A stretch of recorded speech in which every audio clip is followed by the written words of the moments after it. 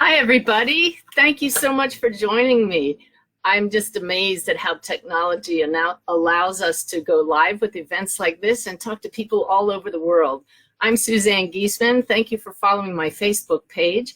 When I announced yesterday that I was going to do a Facebook Live event and the topic was going to be what our loved ones are doing across the veil, the response was really terrific. I'm glad that I was guided to choose a topic that you want to hear about. One of the women who follows my page said, "This is my number one question. What is my son doing?" So clearly she has a son who passed. And the reason I know what people are doing across the veil is that I have a stepdaughter who passed, Susan. She passed in June of 2006. And after she passed, my burning desire was, number one, to know, does she still exist? And through the process of meditation and what many of you would understand as spiritual seeking, I found out that absolutely Susan is still with us. And not only that, I discovered that we can connect with those who cross the veil ourselves. And since that time, I've discovered the ability to connect quite clearly with those who have passed. This is something that I never expected I would be doing, connecting people with their loved ones who've crossed the veil. You see, for those of you who might be new to my work, I spent most of my life as a Navy officer. I retired as a commander. I was a commanding officer and even served at the very top of the United States military as aide to the chairman of the Joint Chiefs of Staff. So the thought that I would one day be talking to people who have passed, who have left their physical bodies, never even entered my mind at that time. Since Susan passed and I discovered what I call the greater reality, I have connected with literally thousands of souls, people who used to be regular family members just like our Susan, and some of the higher ups who now I hear from in my daily meditations and post their messages online. Some of you may follow my group who goes by the name Sanaya. But tonight I want to talk about what I've learned from those who have passed about what they're doing. Now, it's interesting because this is one question that I actually stayed away from the first few years of connecting people across the veil. Because you see, with my background, my very left-brain military background, I needed verifiable evidence from those I was connecting with to really trust what they were telling me. What I mean by that is I needed to bring through information from them that their loved ones sitting with me would have to verify, such as how did they pass? What is their personality like? What kind of work did they used to do? What favorite memories could they share with us that I couldn't possibly know? And often I didn't ask the question, what are you doing across the veil? Because I didn't trust it. It's only in the last few years that I've come to know that I can trust what they say and trust myself to deliver their messages accurately. When I talk about evidence, I can share with you with the permission of my sitter from yesterday, for example. I knew she wanted to hear from her husband who had passed several years ago. And a few minutes into her reading, I realized that he hadn't told me exactly how he passed. And suddenly I got a pain that made me bend over, and it was just under the left rib cage. And I knew immediately that he passed because he had a problem with his pancreas. And she verified this and the pain went away. So for me, that's physical confirmation that that man's soul, his energetic field, his aura was blending with mine so much that he was able to communicate through a physical pain in my body. He was with us. I'm going to tell you at the end of this discussion tonight what that man is doing across the veil, because knowing I was going to talk to you tonight about what our loved ones are doing on the other side, I deliberately asked him in that session. But let me share with you just a few of the magical examples those across the veil have shown me what they're doing. They do so with evidence, which is what I love. They tell me things that they're doing that the loved one can verify by saying, well, that's exactly what I would expect they were doing. Why is that? Because, guys, heaven is a state of being. Heaven is right here. It's knowing that we are an extension of love, of goodness, of the source. Some of you might call that God. It's a field of infinite potential, and we are part of that. When you can bring that awareness into your awareness here, let me tell you, life becomes heavenly. It doesn't mean that life is without its challenges, but it's a whole shift in perception. So what happens when we leave the physical body behind is we perceive this source all around us. We're suddenly aware that we have been a part of that all along, but we might not have realized it without a body. Some people become aware of this immediately when they feel this amazing love that surrounds us across the veil. Some become aware of it when they literally see the light that never goes out across the veil. What a beautiful idea, huh?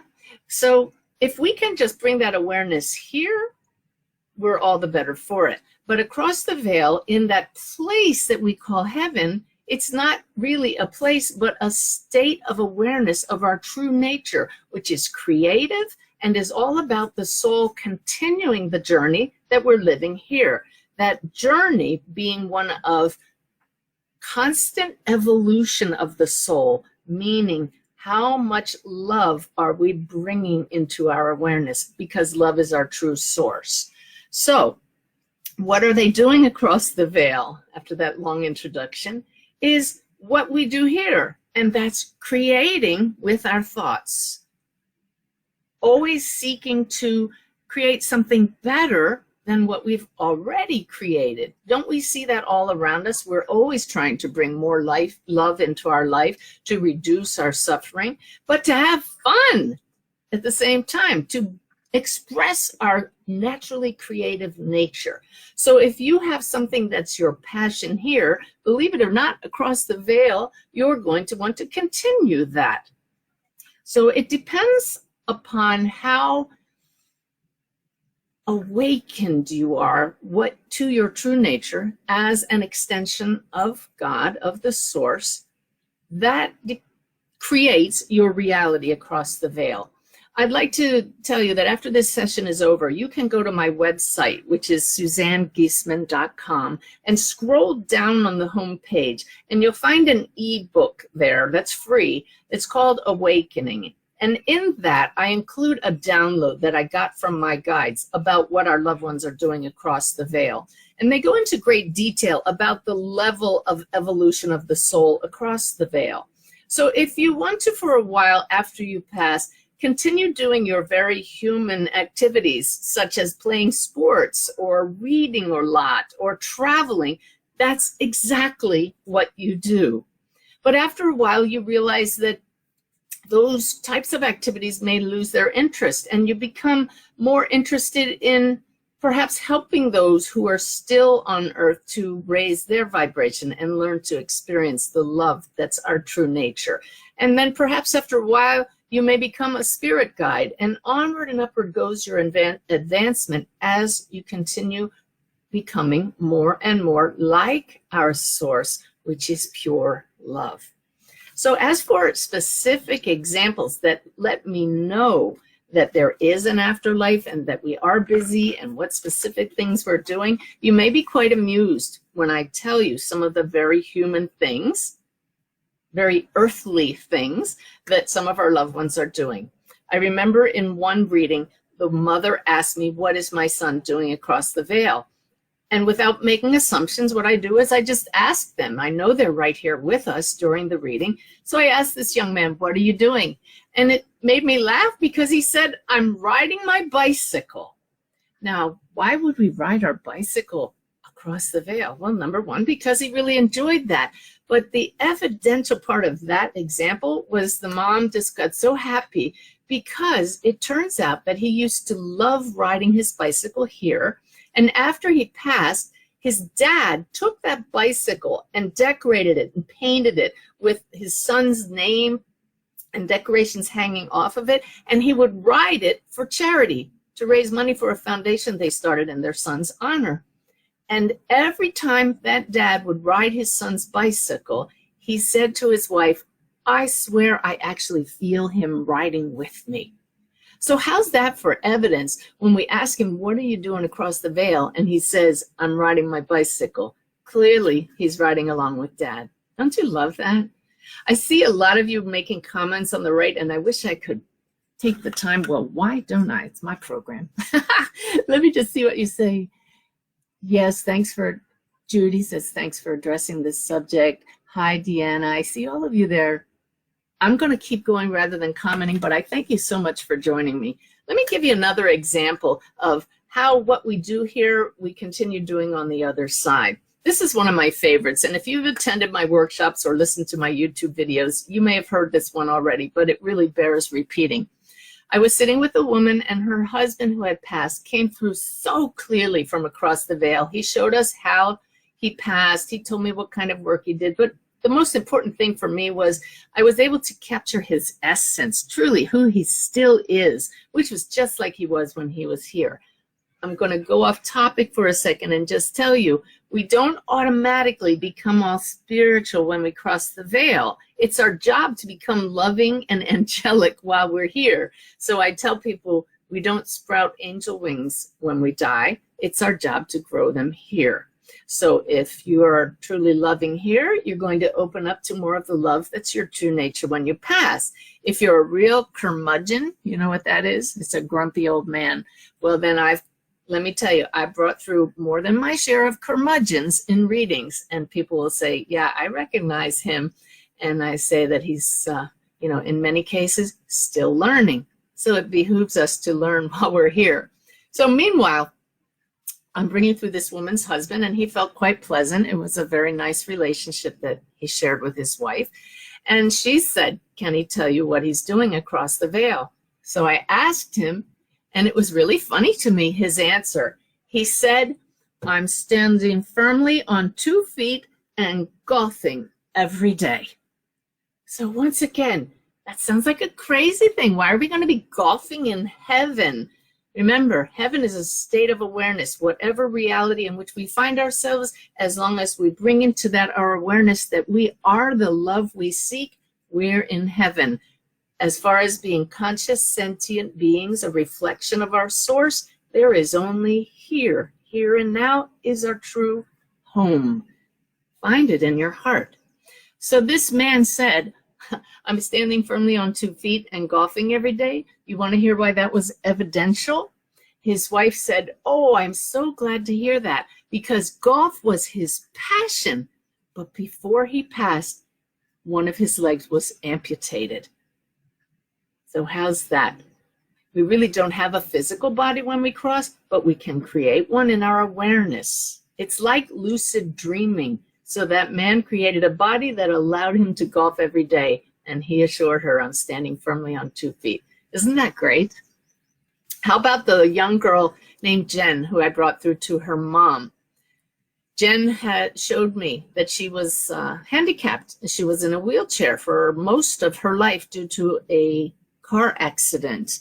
So it was really funny when I asked Jen, what are you doing across the veil? And she said, I'm eating pizza and drinking hot chocolate by the gallon.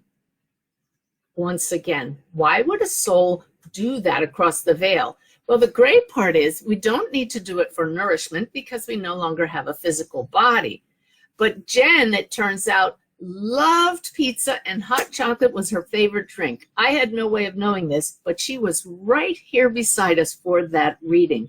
And getting a little bit technical here, Jen had had one operation of many during her physical life, and in one of those operations she had had pizza the night before the operation, and it ended up causing complications during the surgery, and because of that she didn't eat pizza after that. So can you see the evidential quality of that message from Jen, that across the veil not only is she fine, but she's eating pizza every day and drinking hot chocolate by the gallon.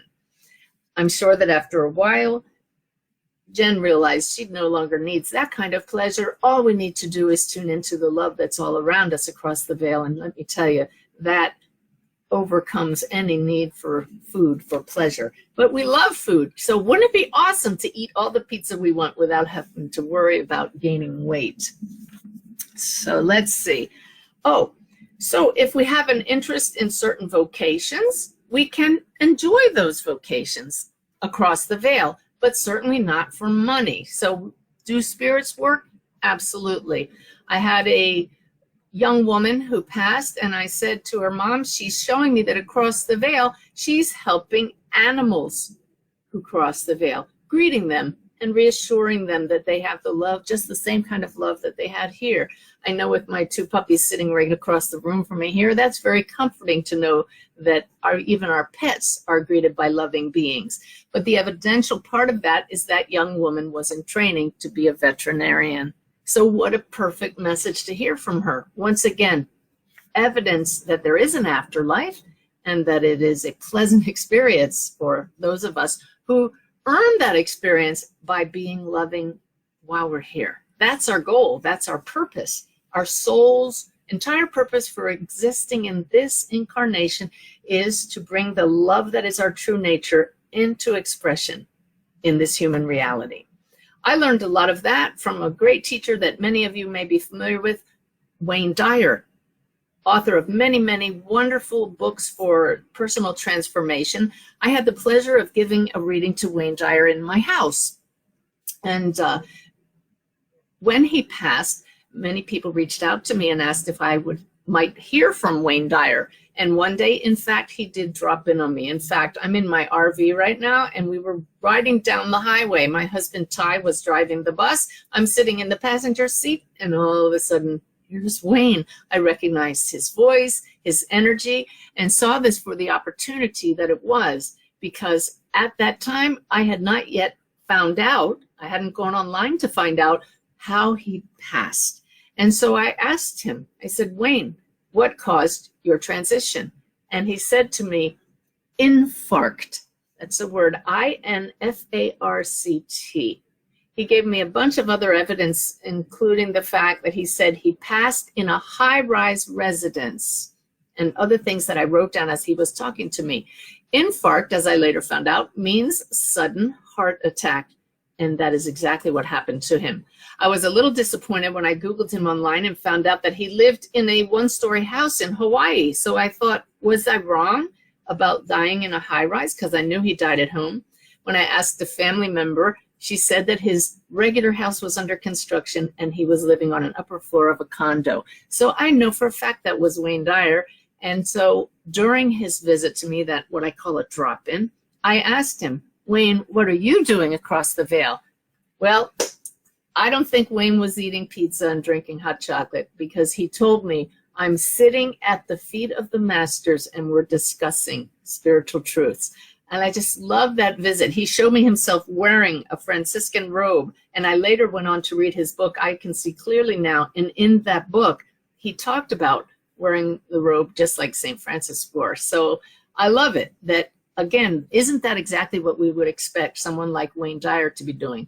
Sharing and learning and being with those who realized it's all about love. So let's see. I know that a lot of those across the veil dedicate their continued existence to helping us here. If you're familiar with the work of Dr. Gary Schwartz and his team, who are developing technology to communicate through equipment with those who have passed, they're trying to develop what will be known as the soul phone, you know, like a cell phone.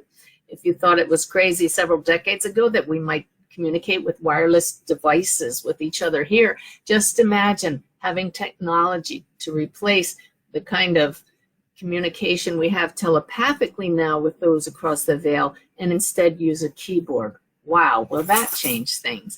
But one thing it won't change is the bottom line, that this life and that life across the veil is all about turning up the love so that we ultimately merge with the one mind which is guiding all of us.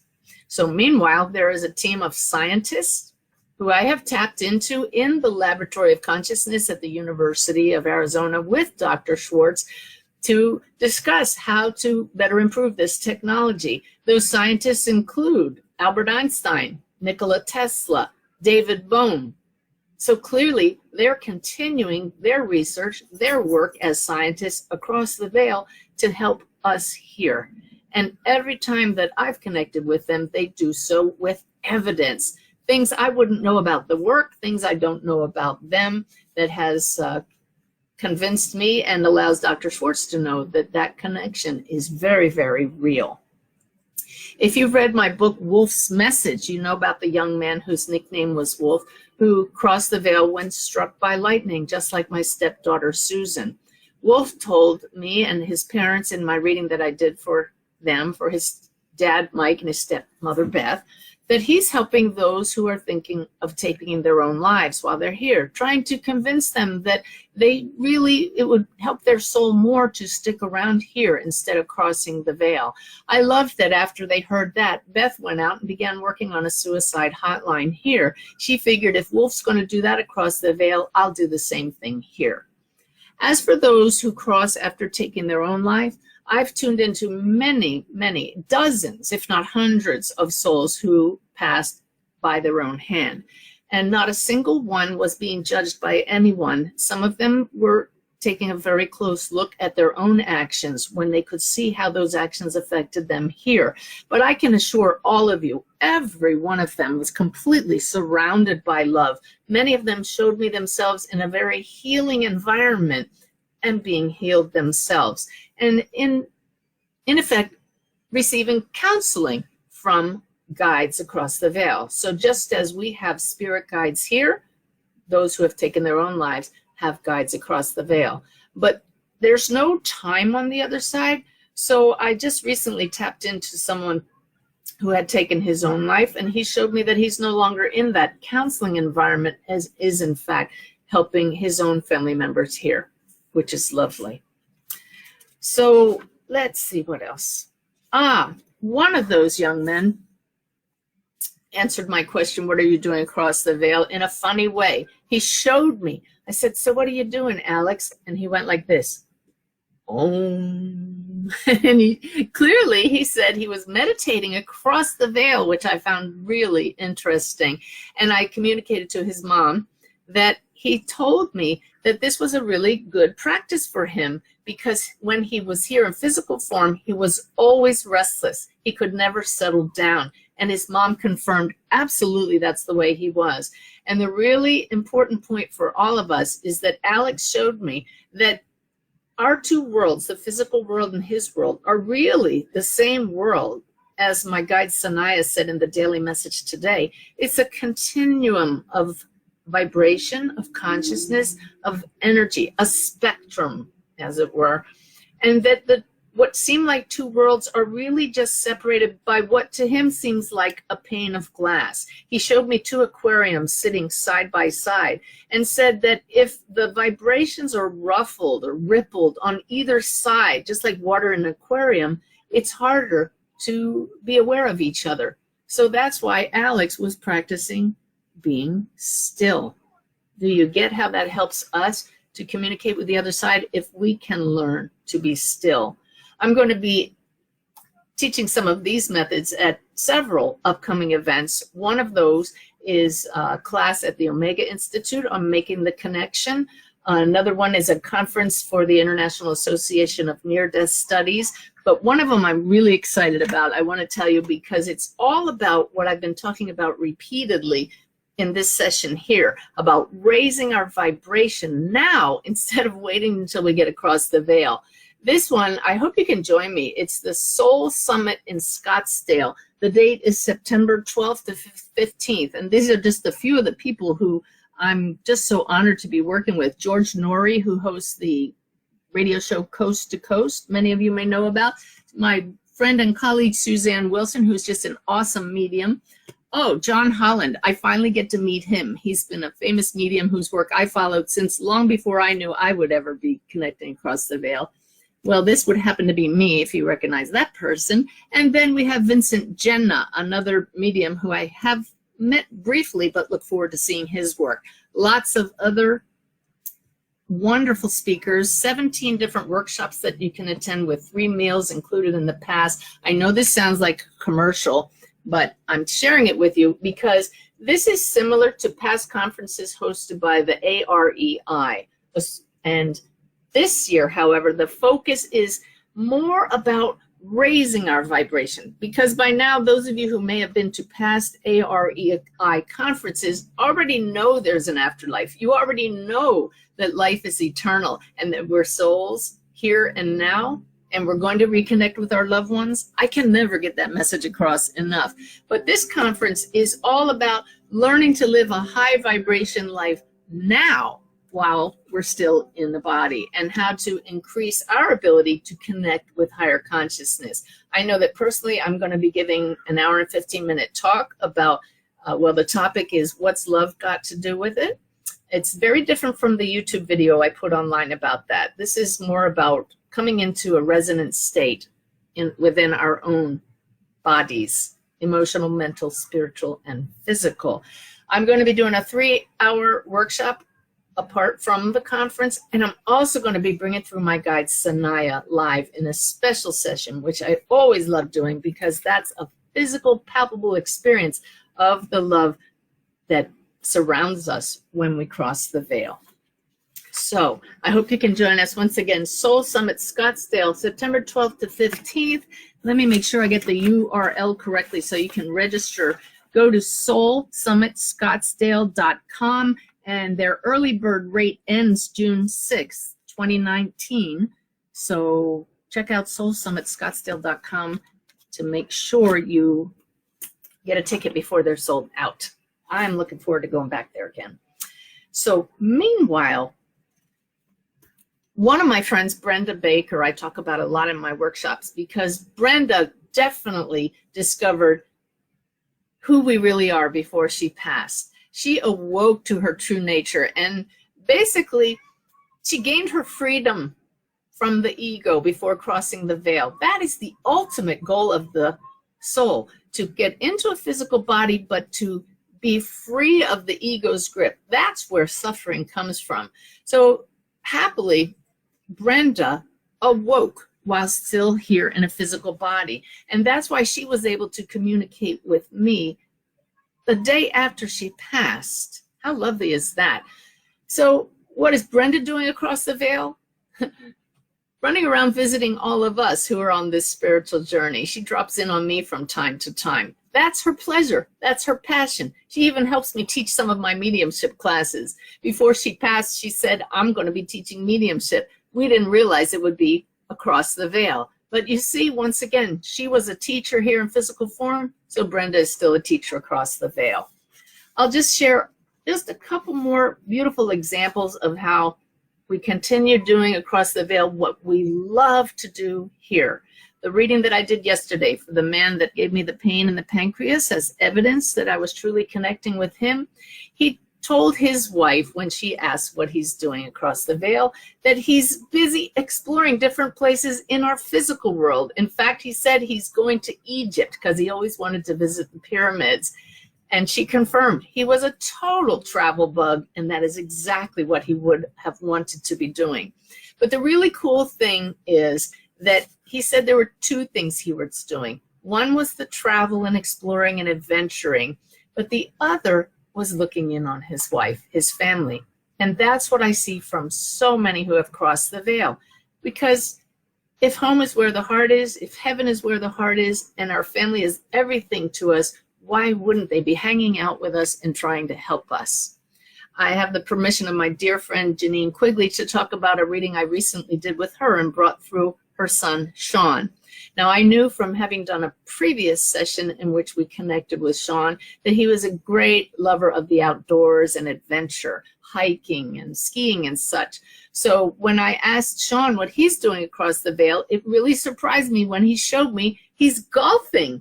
But Janine was able to validate that he actually did enjoy golfing while he was here. Not something that I expected from somebody who was vibrantly active. Golfing's a kind of a slow sport. But Sean showed me that he was very competitive while he was here. And Janine confirmed that. So what was interesting was that he actually showed me that while golfing across the veil, because we create our experiences and they are created immediately, unlike here where we have to take extra effort to create and it takes time, Sean showed us that as he wants to golf, the golf course actually unfolds before him. the green unfolds. And he showed me some of his friends who have crossed the veil are golfing with him. I've had a lot of kids who have passed, older kids, teenagers, folks in their young adults, who show me that we have a network of parents here in a group called Helping Parents Heal. Our kids are together across the veil. And Sean showed me that a couple of them are actually doing this, golfing across the veil. But what's cool is he says that now he enjoys the game simply for the fun of it. No more of that really competitive nature. So I thought that was really interesting, and always lessons for all of us to enjoy just being with each other. It's all about the love. But then, just like the sitter who yesterday confirmed that her husband was traveling and he told us he's helping her, Sean told us that he is helping his brother and two sisters. And he detailed how he treats and helps each of them distinctly according to their own personality and needs, yet equally, because he loves them all equally. This was beautiful validation for Janine, because she said this is exactly how he treated them when he was here. But once again, I see this across the board, that when family is everything to our loved ones who have passed, they hang around, they drop in on us to help us here. How do they do that? By impressing upon our consciousness, putting thoughts into our mind that help us on our journey here.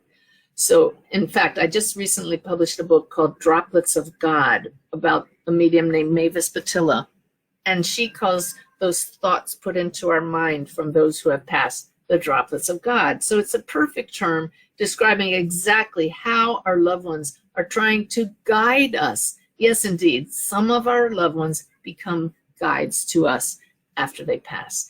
Are we keeping them from something they should be doing across the veil? Not at all. As long as it helps the soul's progression, they're going to be helping us, and that helps them as well.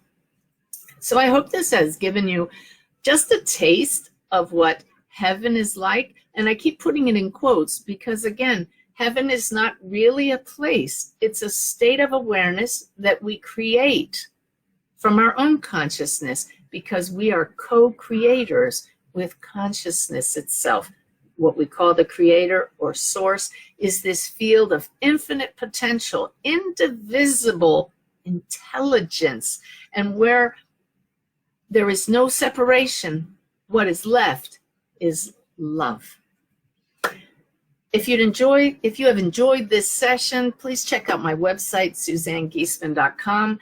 Join me weekly for my live radio show at unityonlineradio.org. I have a great show coming up every Thursday at 3 o'clock Central Time, and we discuss exactly these kinds of topics. Once again, check my website for that book, Awakening. It's free on the homepage at SuzanneGiesman.com. Lots of good info there and a really detailed account of the levels that we will encounter across the veil. But the truth is, we can bring heaven right here just by tuning into the heart. What's the bottom line? It's right here on this t-shirt that was a gift from Wolf's dad and stepmom. The answer is love, no matter what. I thank you so much for joining me. Just keep opening your heart and following your heart. It'll never steer you wrong. Take care.